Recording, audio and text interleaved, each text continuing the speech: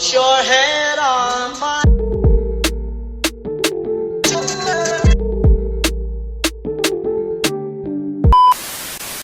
All right, we on this Coffee First podcast. Hello. And I would like to introduce the first filmmaker on here, with music videos, with short films, more to come. We got Shannon Cooney on here. Did I say that right? Yes. Yeah, for sure. Right? Yeah. Thank you very much. I have to make sure. No, you're good at clips. You know, Thank I gotta make sure. I appreciate the name it. right. You know, Yes, that's sir. the most important part. What do you mean? Let's go. Give it up, man. Give it up. Give it up. Thank you. Let's go. Thank you for being on this. Yeah. First, Thank you for having me. like I said, you are the first filmmaker on the Coffee First podcast. For I ain't sure. gonna cap. I had camera people, I had cameramen on here, but as far as filmmaking, short films and like putting that together, trailers and stuff like that, you're the first, bro. You're the first. That's cool. Yeah. Thank you very much for having me. Yeah. That's cool. That's good to be here. I like the studio. Very nice. Nice setup. Upgrades were made, man. Yeah. Oh my gosh, and I was so excited. I love the upgrades. I love it. I love it. For sure. I love the lights and everything. It's very cool. So, how you been? Oh. How's the day been? How's the week been, man? Always good. Definitely working on some projects. I just finished. I've been working with a bunch of bands this past year. I worked with about 14 or 15 different bands in the past, I want to say 10 months. 14, 15? Damn. Yeah, different like bands or / artists, like Ryan being one of them. But yeah, I've made about five music videos in total. We just wrapped on the last one with the band Of Visions. They have a good amount of following on Instagram. I really like their music. Brandon, he's cool. He's the lead singer of the band. We've been putting out just some cool videos. Definitely trying to get in the ballpark of everything. But yeah, that's just what I've been up to a little bit. That's dope. All right, before I go any further, I need you to, this one right here. Look into this camera. Sure. Shout out your name and where we can find you. My name is Shannon Cooney. I'm at broadcastfilms_ on Instagram. You can also find me at www.broadcastfilmsllc.com. I'm represented by Angela Black Talent and Models as well for acting. If you'd like to reach out, I do voice acting, directing, editing, cinematography, and sound design. Bet that. All right, now that we got that out the way, it's time to get down to business. And one question that I think is interesting on any creator and how they like get started and what they do is, when did you start taking this seriously, and like who helped you out on taking this seriously? Because you got the gear right here. For sure. You don't just play with this. Nah, you do this. So when did that mindset change? Yeah, that's a great question. It's an interesting story. I've been making, I'll say I've been in film. I've been making machinima. It's how I started when I was a kid, when I was 14 years old. So I've been making videos since 2008 in Windows Movie Maker, and a lot of that is fun. It's great stuff. It's definitely good knowledge to have when you're first starting out and you're like, hey, I'm a kid and I want to make a movie. And it's like, well, to do that, you have to make a movie. You have to have a medium which you are able to sort of control or manipulate with the acting and everything. And then you have to be able to interject some sort of dialogue, have characters. And so I started with machinima, and in the early days it was Red versus Blue and Rooster Teeth. And then I kind of slowly started to evolve. Just in the past 15 years, it's been a very natural evolution. I've seen a lot of my friends, Steven, Brady Rogers, he's in Canada. I've worked and collaborated with him. I've collaborated a little bit with Steven in the past on some machinima projects, but it's just naturally going from machinima to more of a live action entity. Obviously, if you have a camera, like this is the FS5, it's a Sony professional film camera. It's a little bit older, it's a little outdated right now, but it still kind of does the job. Shoots in 4K. That's a nice camera too. Thank you. It's Yeah. expensive. Yeah, I was gonna say, when this camera came out in 2015, with the kit lens, I think it was around $7,000. Okay, that's an investment right there. Yeah, for sure. I was lucky though. You make that back? You make that back in more, huh? Well, I was gonna say, if you are able to kind of hone your craft, and you're able to I guess, yeah, make the vision that's inside of your head. You are able to definitely make a return on your investment. Yeah. I was If you gonna do it say, right, you're gonna make a return on your investment. yeah. Telling you, let's go. I Yeah, love it. and I this love is it. it, I it love is it. an expensive piece of equipment. My friend Steven, he owns a red cinema camera. Those cameras, Shit look expensive. they're Shit. about I think Shit look like $80,000. mad bread. Yeah, this one is a cool camera. You can shoot 900 frames per second, slow motion. Damn. It's Super 35 sensor, so the sensor is going to be a little bit different than like a full frame or any. A lot of like modern cameras will go for full frame imaging, which is just like a little bit bigger of an image. But yeah, that's kind of like my natural progression is going from machinima to live action. Just seeing my friends do it. Brady Rogers, huge inspiration to me. Stephen Hancock, he's a huge inspiration to me. Yeah. My friend Steven, he did make it's called SCP Overlord. He also made Stalker, which are 2 short films. They're on YouTube. I highly recommend you go check them out. He did crowdfund $50,000 for the SCP Overlord film, and then he crowdfunded $250,000 for Shout out Stalker. to team. Yeah, Let's and I was go. gonna say he has a great team behind him. He's a super smart dude. There's not a lot of like super in-depth conversations that we have. Like at the present moment and going forward, he kind of is very sort of set in his mindset, and he does give me advice, but he's just a huge inspiration to me, and I wish we talked more, honestly. Same for Brady. Is a lot of the people that I've worked with in the past are very, I don't know, inspirational. But yeah, that's definitely kind of like how I got my start. And filmmaking too is like, I know you said this is an expensive camera. It's just like the importance of cost versus like effectiveness. That's just crazy. Like, that's bread. I'm not gonna cut.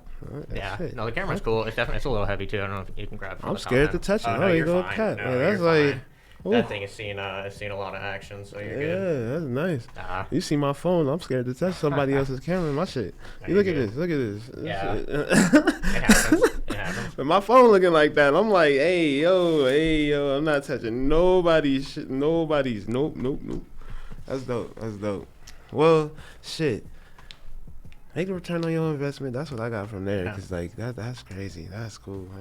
Yeah. And You it got a is- lot of people that you want to work with out here, and like Um, even not even out here, but who are some people that you really want to work with? Yeah, I would love to work with my friends kind of in the past. Steven, Brady. I have friends, Lauren. He's in Utah right now. He's just he's an undergrad at film school. He's a Yeah, very talented yeah. dude. A lot of artists, like I worked with Ryan when I met you at the Colorado Media School with Yeah. filming the music video. Yeah. I do kind of believe in networking. Networking is super important. It's more of just I think it's just like consistency too. When you have a solid network and you build, you're building a small brand, you're building like a business or a podcast. The more that your name gets out there and the more that you can solve a problem for your clients is kind of how you're able to get your foot in the door. And you don't really want to undersell yourself, but there's a lot of, hey, I need a music video, or hey, my bar needs a quick video, or hey, my friend has a wedding. And That's true. if you have a camera and you have time and you know how to edit, and you're able sort of to take all those skills and put them together and create a cohesive story, is kind of, that's just some of the things that I really like to do. But it is important just to stay, I feel like, working with as many artists as I can, just for the time being. Yeah. Okay. Do you like working with like music artists, or like do you like making the films and trailers, like, or is it just a balance, like just in the feeling?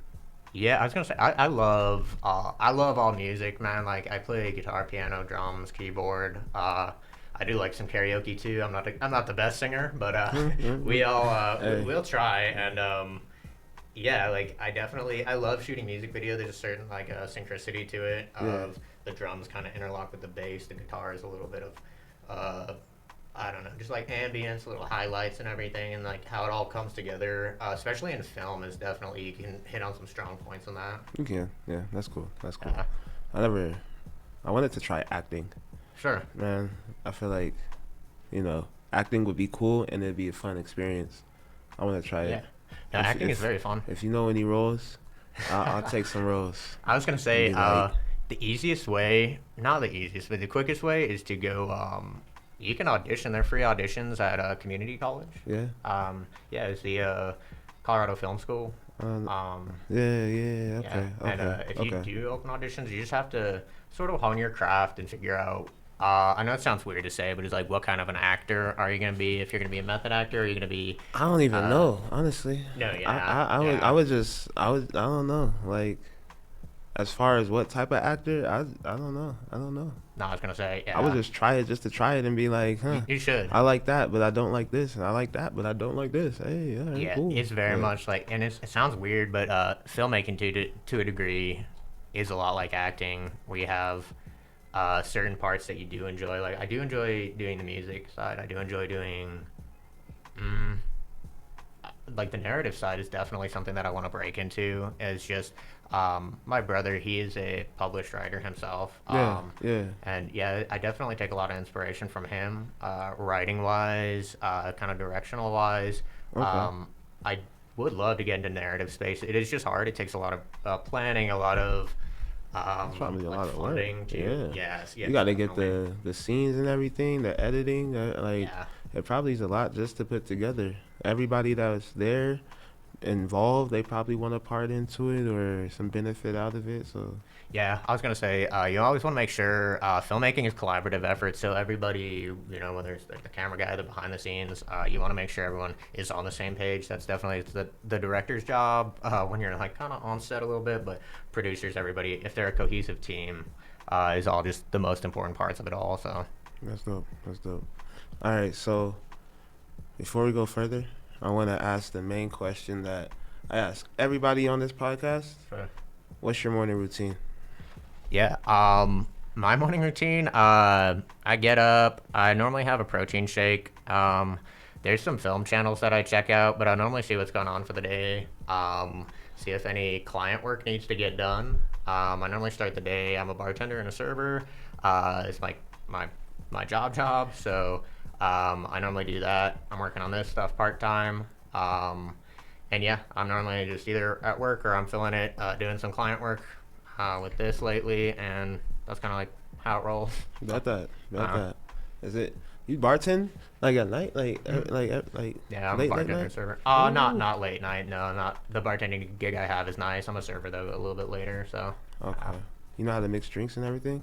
Yeah, definitely. I can make a few drinks. What's your best drink? That I can make is Yeah. I like the place I work is a little. It's not like specified or anything, but I make a lot of Manhattans and old fashions and Yeah. just the easy drinks. Hell Yeah. Hell yeah. I was gonna Hell say do a little bit of a what are they called? I can't. I tried the Long Island ice. Yeah, Long no, I can Island. say Long Island. Yeah, I was gonna Bro, say that, yeah, that shit fucked me up. for sure. I for did sure. that what 2 times at one time. Like the first time at a mic, open mic, and then when I went on stage, I was sitting there like, I was fucked up, bro. I was like, Yeah, and oh everything's my gosh. spinning, and you're like, I oh was like, God man. Ah, shit, Yeah. I did this. And then the other time, I did it at another open mic because, I was like, I can do it this time. And then same thing happened. But I got my lyrics. At least I was like rapping my lyrics. It was just, Sure. I would know I was slurring. I knew Yeah. half the shit they didn't understand.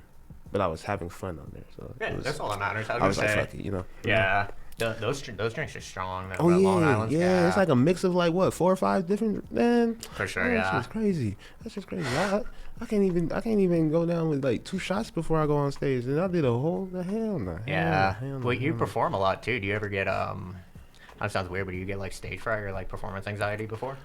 If you see me when I was younger, like what teenage years, maybe even in high school, like talent shows and stuff like that, I had stage fright. I would always be on the stage and like nervous. Sometimes I would just let the song play and I wouldn't be on the mic, or I would just be pasting back and forth. Like it doing it. But now, as I grew up and like got more in tune with myself, it's not stage. I just go on stage and have fun now. Like even if it's messed up, if I'm missing the words, I'll just say, fuck it, we're just gonna freestyle. Fuck it. Yeah. And The show has to go on. Still do my thing on it, For It's- sure. Oh, that's interesting. Yeah, I was gonna say there's even when I'm recording live music, there's always a certain ambience in the room, like a certain tension, and It is interesting, but you definitely. I mean, I recorded a lot of live music, so you can like feel it. It's not like a palpable tension, but it's like, yeah, everyone's nervous. I'm here with the big camera. We want to make sure everything is like, it looks good and everything. And yeah, no, that's interesting. I definitely, the first few gigs, especially the first time I was on stage with the camera and the whole gimbal setup that I have, I was definitely, yeah, I was nervous. I was like, I hope that this thing doesn't fry out on me, because this is a cool piece of technology. It's a DJI Ronin S. That's the thing that follows you, like wherever you go. It just face track.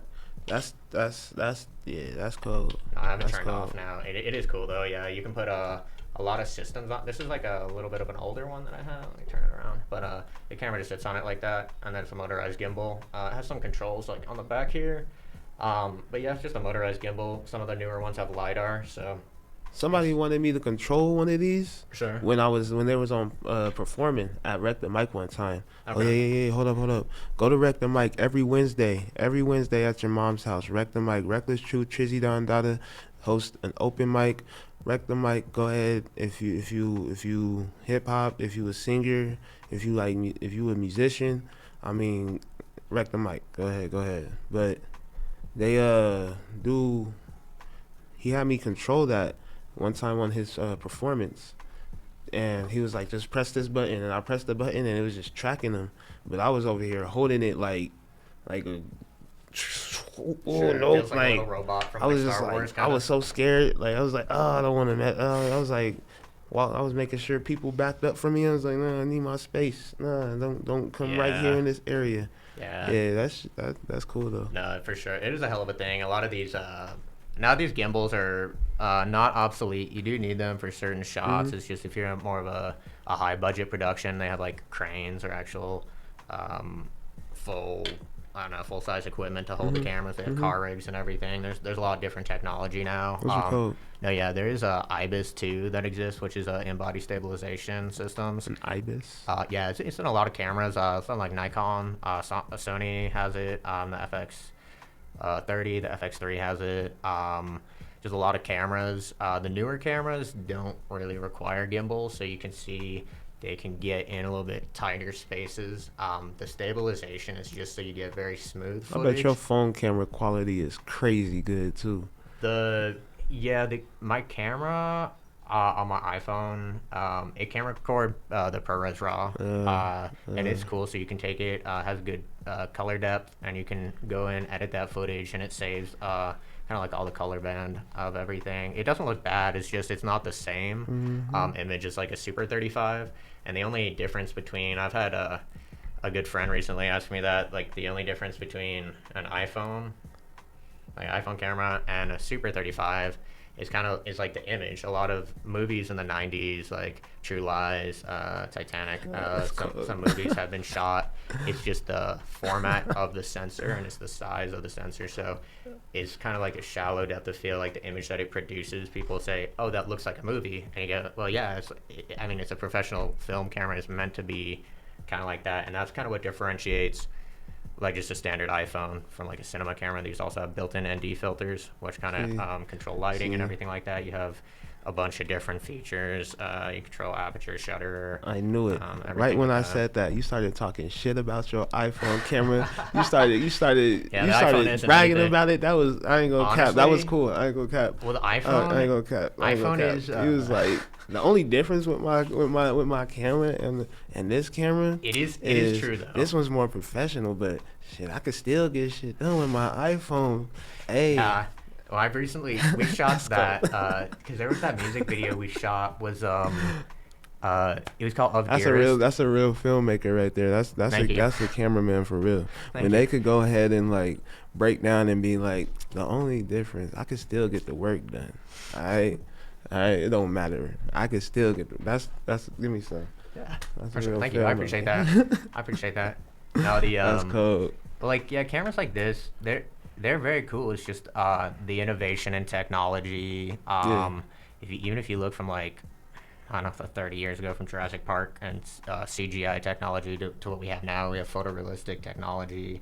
There are things called like a volume, which is what they shoot the Mandalorian on. It's like a multi-million-dollar it's a giant stage room, and it's almost like a green screen room, very reminiscent of it, and it's projected as Unreal Engine on there, so you have real-time rendering of if a star goes across somebody's face, you see it in their eyes, and you can change the daylight settings. You can change everything on the fly, so you don't have to go, hey guys, we have from 4 o'clock to 5:30. It's daylight savings time. We have to shoot this sunlight or this daylight scene, or I'm sorry, the sunset scene. We have to go do this right now. And so you can just sit there for so 9 hours, and get the They can just perfect do shot. it and just okay. That's cold. That's cold. Yeah, it's going to be interesting to see, not like how technology advances, but obviously with AI, which is, I just think AI is terrible for certain things for filmmaking. For other things, editing is very cool, and it's very unfortunate, but we'll see where technology leads us, because like a camera like this was $7,000 10 years ago, and now you can get a Nikon ZR, which has red technology built into it, so it has like you can shoot it, and you can change settings in post. So if you go and you shoot at like 800 ISO, or you shoot and it's too grainy, and you're like, oh no, I needed more light, or I wish that this setting was different, you can go change it. So it's like those cameras are like $2,000 now, and they have a lot more settings built into them than like something like this does. I just chose to invest in this because I got it from a local filmmaker at the time. And that kind of leads into like you were asking me like when did I start to take everything more seriously. Was unfortunately maybe about it was about 3 years ago. My mom, I'll say she passed away. There was kind of a huge thing. Obviously, my whole family came together, and some healing energy. And it's definitely like just losing a parent is it's kind of a hell of a thing. My mom, she always knew that I had not big dreams, but she always said that I could move mountains and connect people. And when she passed away, I had a lot of spare time in between her passing and me deciding what I wanted to sort of do, because I'm sort of just in this void. And I don't know, you meet a lot of creative people, but you meet a lot more just everyday people. And it's sort of like, well, if I'm trying to please my everyday people, just my good friends and everything, whatever you want to call them, my acquaintances,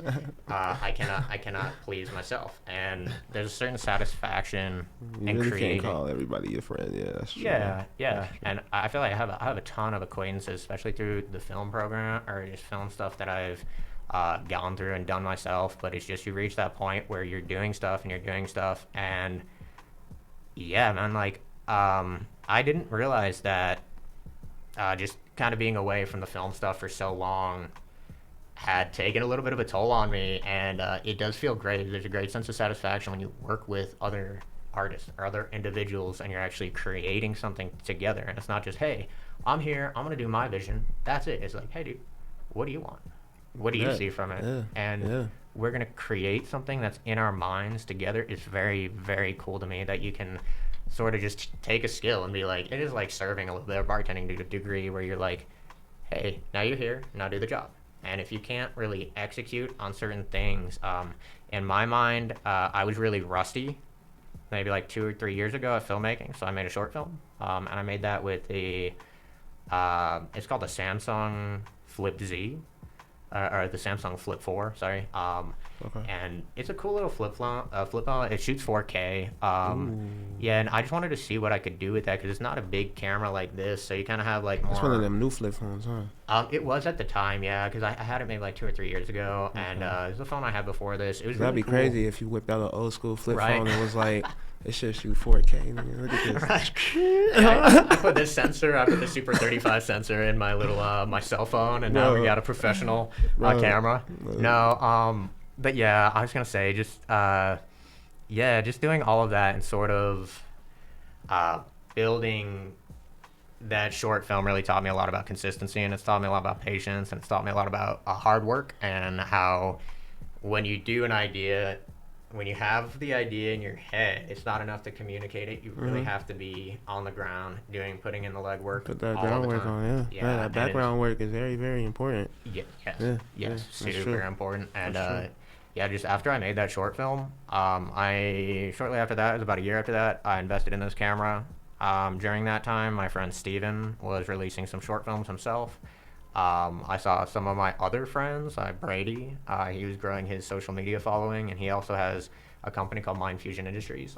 He's in Canada. He's located and based out of Ontario, I believe. And super cool dude. It's just seeing all of that, and where I was at my stage in life, I was kind of like, okay, you either have like two choices: is you can invest in yourself, and that's sort of investing in the creative side, or you can continue what you're doing, invest in not necessarily other people, but just doing other things, other hobbies that I kind of fell out of love with. And yeah, it's just, this is a huge blessing. I'm definitely blessed to meet a lot of the artists that I have met with. I really enjoy working with a lot of the artists. Yeah, I was gonna say it's very dope. cool. That's dope. Yeah, you got a lot of business. You got Thank a lot you. of business. I ain't gonna cap. Well, I'm gonna have you look at this camera one more time. Hold up. I'm gonna do this.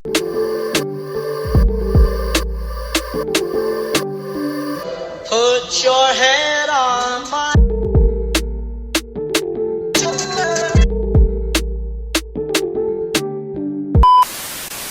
Now go ahead and look at this camera one more time, where we can find you, Sure. and yeah, what you do. My name is Shannon Cooney. You can find me at broadcastfilms_ on Instagram, or www.broadcastfilmsllc.com. I am a cinematographer, voice actor, editor, director.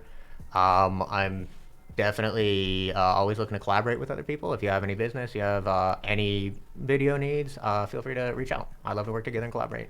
All right, we're not done yet because I still got one more question. Okay. It's more so like wondering. Have you traveled? Yeah, I've lived in a few different states. Yeah. Have you done this like other states and stuff? Not yet, not the films. Well, I lived in Florida for about 4 years, and I did a little film stuff on and off, but nothing crazy. Have you seen so how's the business in filmmaking out here? Have you checked it out at other cities and other states? Yeah. How do you think it is out here compared to like going out of state with it? There's a lot of commercial work out here. It's very cool. Yeah.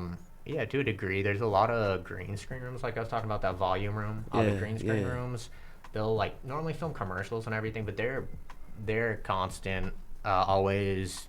I don't want to say need for fulfillment, but kind of a little bit. I went to a green screen room a few months ago, just staking it out for a project that I have coming up. Okay. And All right. I mean, he had like pictures of Dog the Bounty Hunter.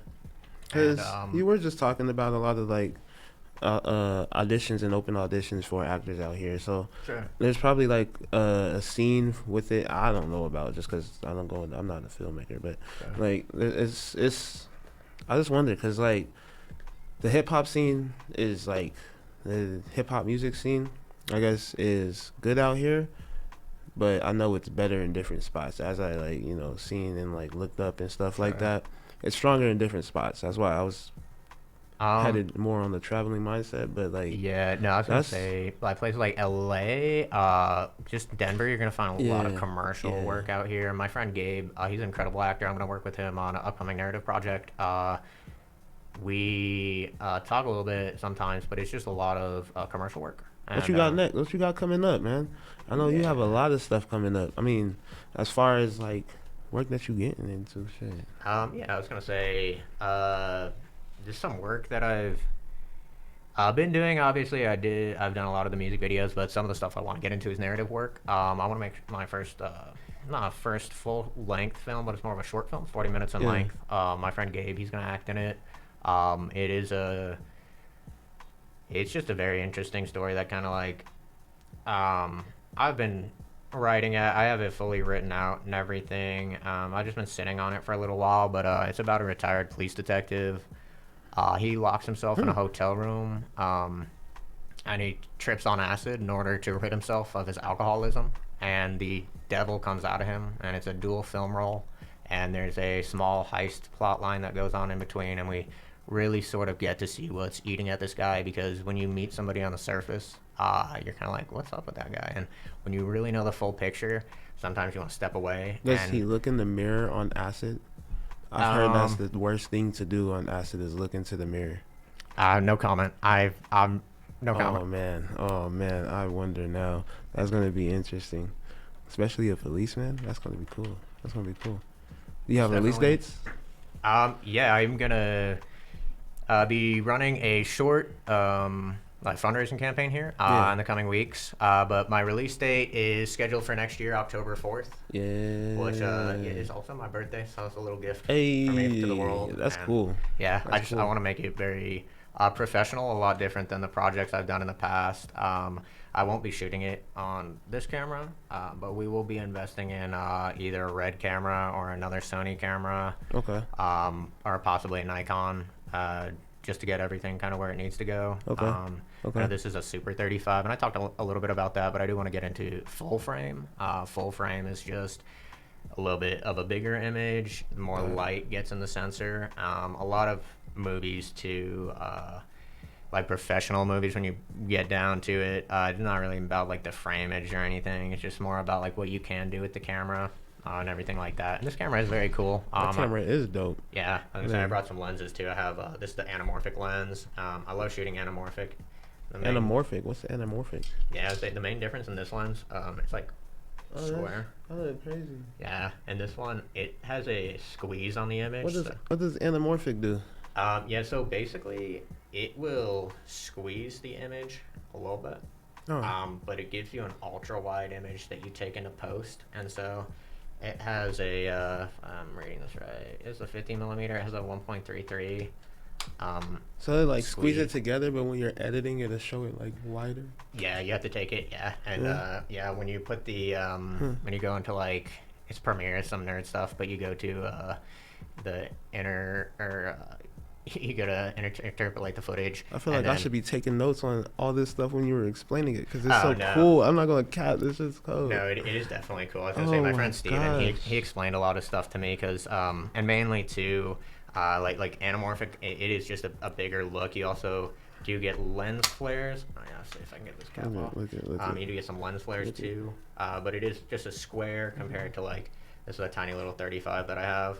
I see that. That's cool. Yeah. That's cool. Anamorphic is definitely cool. I love shooting on anamorphic. These Serial lenses, they're budget lenses. So this one I think I got for like $300. I think it goes for like $550 online. Excuse me. That's cool. Thank you. Yeah, I was gonna say just a lot of these budget lenses. If you go on Facebook Marketplace, like you can find some good deals. There's no need to go out and buy a brand new camera if you're just starting into filmmaking. It's a lot about budget versus consistency versus what you want to do versus what you can do.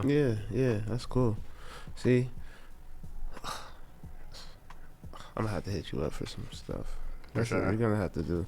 I suck at having the music video idea, so I've been like asking more opinions, getting help with it, because music videos is cool, but I have an idea for them. I just don't know how to, make that idea first come to in the process of making, do the execution. made, and I understand. like executing it and like actually making it. It's like when you go into the studio when the producer actually puts his little touch on the beat. That's cool because it's I can only make the song make the sound that I think in my head, but when you put that little extra spice on it, hey, that's cool, Sure. So yeah, I like it. No, I haven't done it since I was working with Camera Master, and I just liked the way he did the music videos that we did, just because he would do that. He would be like, all right, I think we should shoot it here, and I'm like, all right. He's like, and then I'll be like, all right, do this. He's like, all right, but you see that spot over there? I think that'll look nice. Let's do something over there. And I'll be like, all right, cool, let's go. Yeah, I definitely want to say, it is about collaboration for sure. Yeah. I did one with Primo too. He's a great cameraman. Like for the music videos that I did. Sure. And I seen yours with Ryan. That Yeah. shit was dope. Thank That you. shit was dope. Thank you. I ain't gonna cap. I don't know. I think I've probably seen your music videos, but show me them again too afterwards. I want to see them. Yeah, I'm gonna have to set something up with you, Yeah. especially with the Sunday song that I got out. Yeah, Yeah, let's get it, man. It's always a good time to shoot a video. I was gonna say. Yeah, you I'm gonna have to tap in with you on that one. I guess just the other thing too I did want to talk about too. The thing with filmmaking too is a lot of not just big budget companies, but if you have the budget to stay around for 9 or 10 hours and you have the budget to do a reshoot on the same scene for like those 9 or 10 hours, that's cool. But if it's advantageous, then your best option to always be shooting to be getting as much footage and sort of going on to the next shot, setting up the next shot, going on what's always next, what can we get done, what can we kind of cross off our list.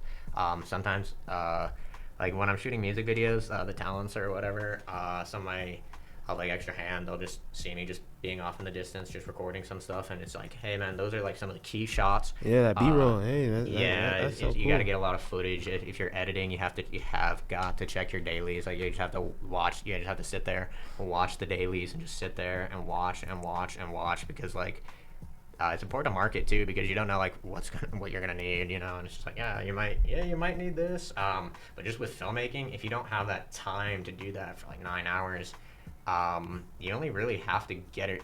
And this is kind of my philosophy with filmmaking, is you only have to get it once, and like the settings have to be right on the camera. You have to do everything correctly, but you have to get it one time. You have to get it one time. I'm going to be here with the actors one time. You're going to say the take one time. We're going to do this shot one time.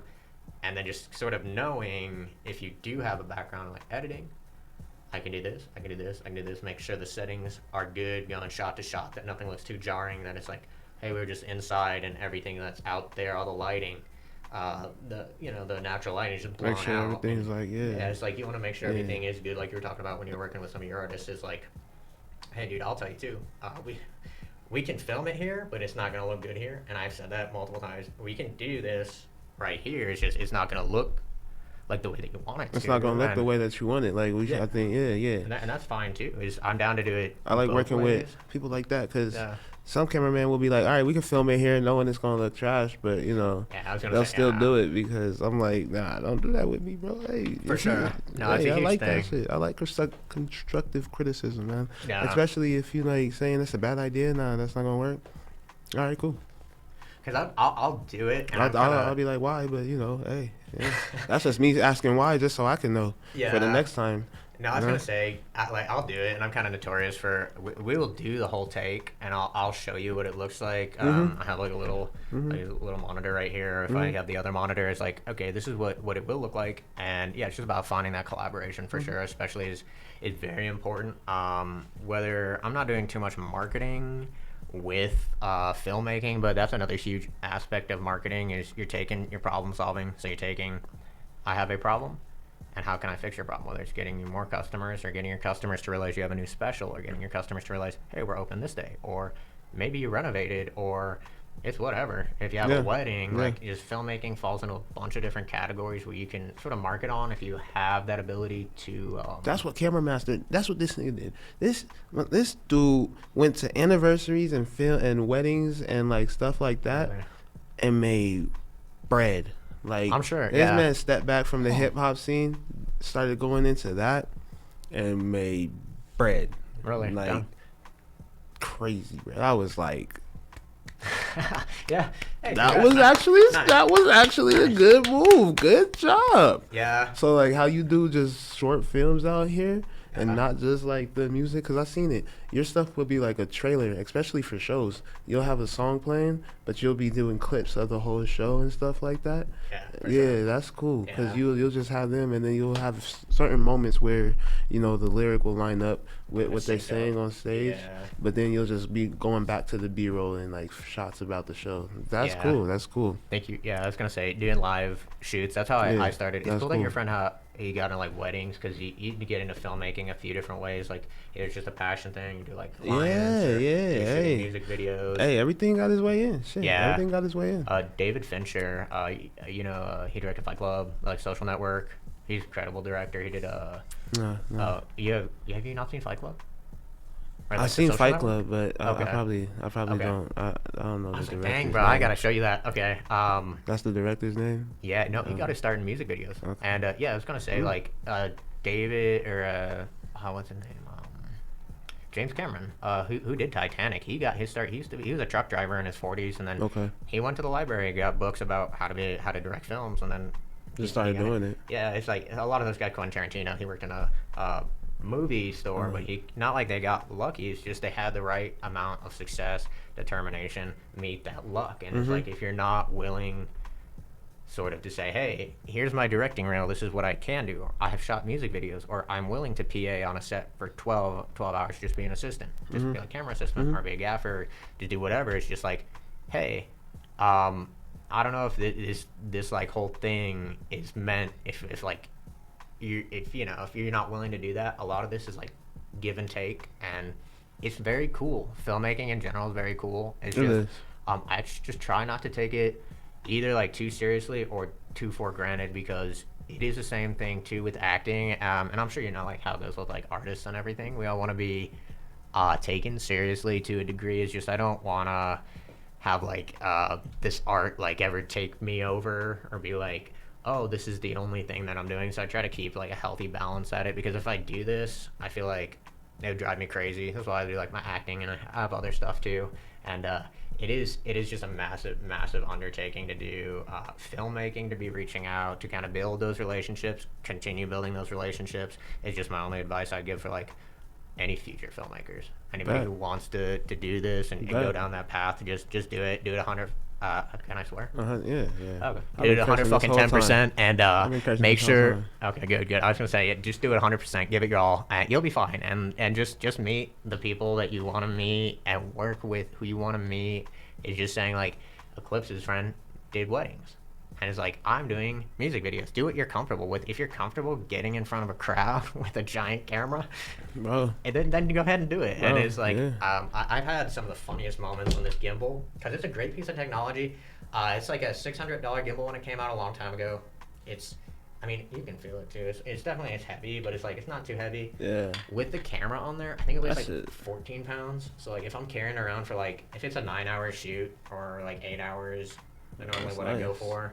Yeah, it's That's heavy, nice. and then you just have to kind of know like what you're doing, obviously technically, but just with this gimbal, I've had like the funniest not fail moments, but the drums are incredibly loud, especially when you hit the bass drum, like for live music with the drummers. And so sometimes the gimbal, if I'm very close to a drummer, it'll just start vibrating. it's the motor. Yeah, the motor. Sometimes it's an older gimbal and it's been through a lot, so it's not like reminiscent of their new technology or anything like that. Anything to say anything bad about? You've been taking good DJI. care of it. It look new. Yeah, no, this thing is definitely a trooper. But yeah, you'll have some funny moments. You know, you'll trip. Hopefully, you won't trip like while you're filming, but like you'll learn everything as you go, and it's just like anything else where you have to be willing That'd be some to crazy B-roll. Oh, just on the way down. Just drop the camera. Dude, I've seen like videos of these cameras. They're rigged up to cars and they're going like 60 miles an hour and they just fall off. But it's not a camera like this, and it's like an $80,000 camera, and you're just like, well, I have insurance. But yeah, it's like that's bad news. You so bold. They so bold for that. Oh my gosh, Yeah. that sounds crazy. You gonna put that on the car? That's wild, man. Yeah, no, the car rigs are interesting, man. It's just I was gonna say I work a lot too with like lighting too. Obviously, camera is mainly lighting. Yeah, that's wild. Yeah, That's wild. no, I was gonna say it's just like about knowing. Shout yourself out one more. Shout yourself out one more again, so we know where to find you.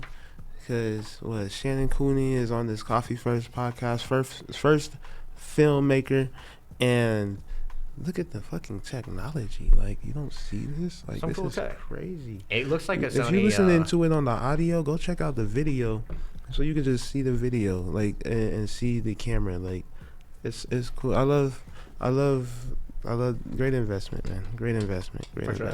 So shout yourself out one more time, where we could find you. My name is Shannon Cooney, and I'm at Broadcast Films _ on Instagram. You can also find me at www.broadcastfilmsllc.com. I am a director, cinematographer, actor, voice actor, and I'd love to work with you. Let's go. This is the Coffee First podcast, the podcast for creators, by creators. Shit, thanks for tuning in.